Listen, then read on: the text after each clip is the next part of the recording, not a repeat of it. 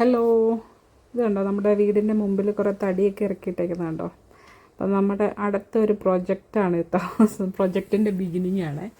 എന്താണെന്ന് വെച്ചാൽ നമ്മൾ പുറകിൽ ഇച്ചിരി ഡെക്കെന്ന് പറയും. ഡെക്കെന്ന് പറഞ്ഞു കഴിഞ്ഞാൽ നമ്മുടെ പുറകിലെ ബാക്ക് യാർഡിലെ സ്പേസിൽ ഇച്ചിരി തടി കൊണ്ട് ഇങ്ങനെ നമ്മൾ ഫ്ലോർ പോലെ ഇങ്ങനെ വെക്കാം. അപ്പം നമുക്ക് എന്തെങ്കിലും പാർട്ടിയോ എന്തെങ്കിലുമൊക്കെ വൈകുന്നേരങ്ങളിലൊക്കെ അവിടെ ഇരിക്കാനൊക്കെ പറ്റും.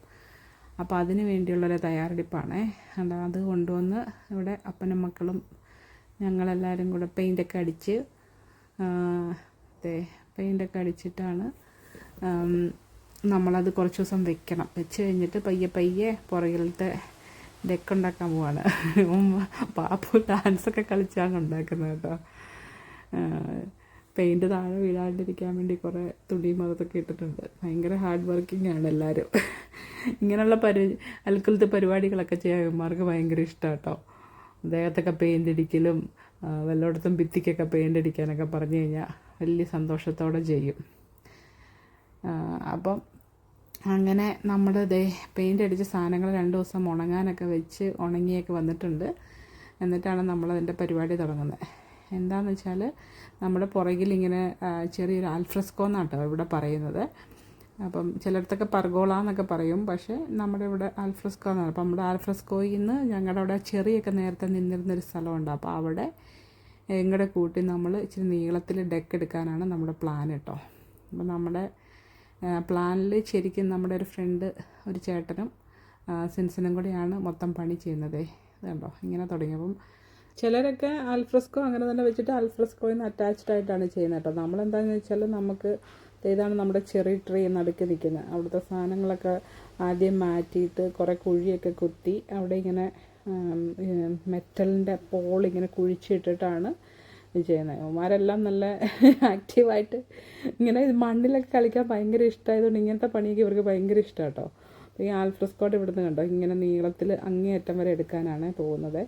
അപ്പോൾ ആദ്യമേ ആൽഫ്രസ്കോട്ട് അവിടെ ബേസ്മെൻറ്റിന് സപ്പോർട്ടിന് വേണ്ടിയുള്ള തടിയൊക്കെ അടിച്ചു. എന്നിട്ട് മുറ്റത്ത് ഇങ്ങനെ കുഴിയൊക്കെ കുഴിച്ച് സിമൻറ്റും കൊണ്ട് എന്താണ്ട് അത് ഇങ്ങനെ താങ്ങി നിർത്താനുള്ള സംഭവവും അതിൻ്റെ ബോർഡറും ഒക്കെ അടിച്ച് അങ്ങനെ ചെയ്തുകൊണ്ടിരിക്കുകയാണ്. അപ്പം ഇത് കുറച്ച് നാൾ നീണ്ടു നിന്നു കേട്ടോ. കാരണം ഇവർ എല്ലാ ദിവസവും ഇവർ സിൻസനും ചേട്ടനുമൊക്കെ ജോലി ഉള്ളതുകൊണ്ട് സിൻസൻ്റെ ഓഫൊക്കെ നോക്കി ചില ദിവസങ്ങളിൽ അങ്ങനെ നോക്കിയാണ് ഇവർ ഇതിൻ്റെ പണി തുടങ്ങിയത് കേട്ടോ. അപ്പം ആൽഫ്രസ്കോട്ട് അവിടെ നേരത്തെ ചെയ്തിട്ടു. എന്നിട്ട് ഈ സിമൻറ്റ് ഇങ്ങനെ കുഴിച്ച് സിമൻറ്റിൽ ഇതിട്ടത് ഇങ്ങനെ സെറ്റായിട്ട് വരാനൊക്കെ കുറച്ച് ദിവസം എടുക്കണം. അപ്പം സിമൻറ്റൊക്കെ കയറൊക്കെ കെട്ടി ബാഹുബലി വലിച്ചുകൊണ്ട് പോകുന്ന പോലെ ബാപ്പു വലിച്ചുകൊണ്ടൊക്കെ കൊണ്ടുപോയി ഹെൽപ്പ് ചെയ്ത് കൊണ്ടുപോയി കൊടുക്കുന്നുണ്ടായിരുന്നു കേട്ടോ. പിന്നെ അതിനിടയ്ക്ക് പണിക്കാരിടയ്ക്ക് ജ്യൂസ് കുടിക്കാനൊക്കെ വരും. പണിക്കാർക്ക് ഭയങ്കര ദാഹമാണ്. ഇടയ്ക്ക് അങ്ങോട്ടും ഇങ്ങോട്ടും കുറച്ച് പണിയെടുത്ത് കഴിയുമ്പോഴേക്കും കുടിക്കാനുണ്ട്, വിശക്കാനുണ്ട്, അങ്ങനെയാണ് വരുന്നത്. ഇത് കണ്ടോ, ഇത് നമ്മുടെ മുറ്റത്തെ കണ്ടോ, ഞാൻ പറഞ്ഞില്ല ഇങ്ങനെ മെറ്റൽ കുഴിച്ചിട്ട് ഇങ്ങനെ ഉറപ്പിച്ച് ഇതുണ്ട് സിമൻറ്റൊക്കെ ഇട്ട് അതിൻ്റെ ക്ലാമ്പൊക്കെ വെച്ചേക്കുവാണ് കേട്ടോ. ഇനി അതൊരു 2 ദിവസം സെറ്റായി കഴിഞ്ഞിട്ടാണ് ഷെയ്ക്ക് ആകാണ്ടിരിക്കാൻ വേണ്ടി സെറ്റായി കഴിഞ്ഞിട്ടാണ് പിന്നെ തുടങ്ങുന്നത്. അപ്പം നമ്മൾ ആദ്യത്തെ പ്ലാൻ നമ്മുടെ ഈ ചെറി ട്രീ ഇതുപോലെ തന്നെ ഇവിടെ നിർത്തിയിട്ട് ചെയ്യാമെന്ന് വിചാരിച്ചു. നമ്മൾ താഴത്തെ കുറേ ശിഖരങ്ങളൊക്കെ കട്ട് ചെയ്തൊക്കെ നോക്കി.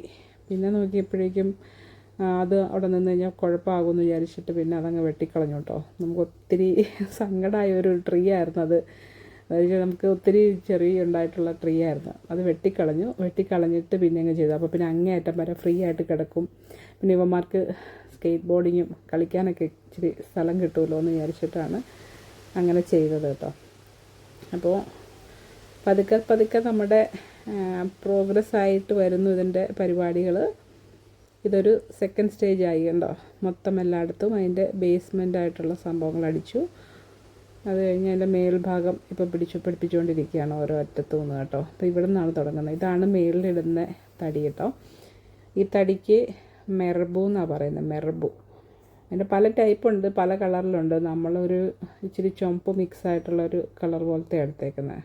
എന്നിട്ട് ഒരു സൈഡിൽ നിന്ന് ഇങ്ങനെ സ്ക്രൂ ചെയ്ത് പിടിപ്പിച്ച് കട്ട് ചെയ്തുകൊണ്ടിരിക്കുവാണ്.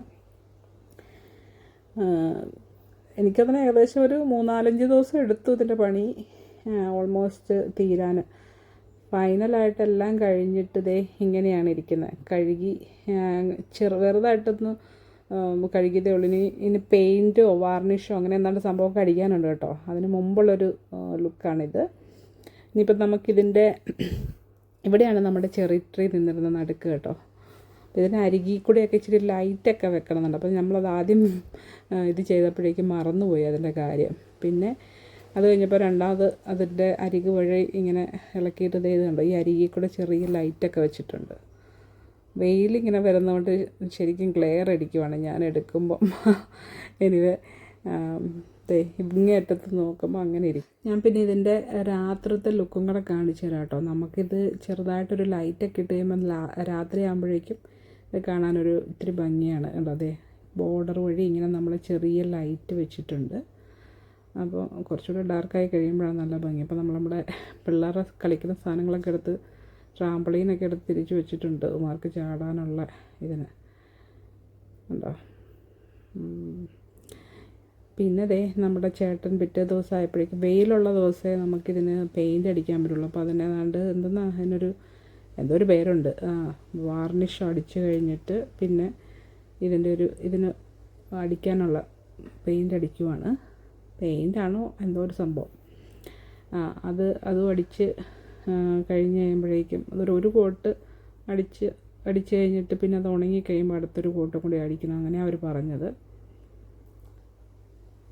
നല്ല ചുമപ്പ് പോലത്തെ ഒരു കളറ്, എന്താണ് മെറൂൺ കളറാണ് പോലത്തെ വന്നേക്കുന്നത്.